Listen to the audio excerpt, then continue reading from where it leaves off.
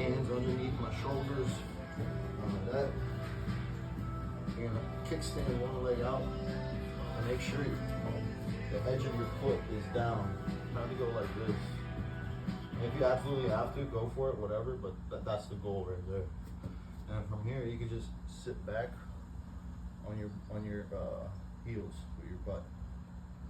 Now you can have your curls curled in. All in this. You can have it down like this. Depending on how deep you want to stretch. I'll hit those a couple times. And I stretch in somewhat deeper. I go flat on the top part of my foot instead of curling my toes.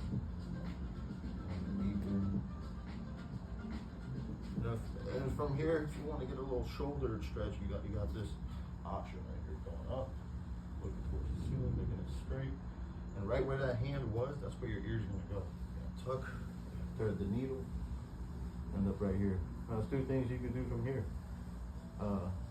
You can bring your hand behind your back, or walk your hand out and off to the left, the opposite side. But while you're doing this, you gotta make sure you keep that shoulder and ear on the mat, like you're trying to separate them two from each other. I really like this one because it stretches the scapula. Remember, big deep breaths, big deep exhales. If this is too much for your hips, you could always bring this down and just do it like this. You can also bring it behind your back and drive that shoulder down, that right shoulder.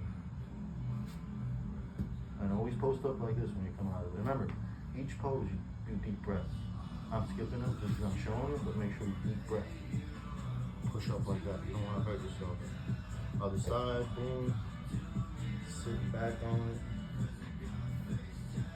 If you want a little extra, you can curl your toes up like this. Go all the way down. If you want it even deeper, you can go like this. But that's another stretch. So we'll stick to this one.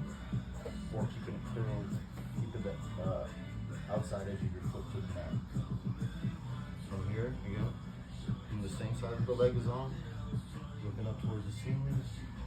Thread that needle, same spot where my hand was, my ear's going, or somewhere around that area. Now you can walk it out, and off to the right this time, or you can curl it behind, or you could do both. I like doing both. I like to hit this one first.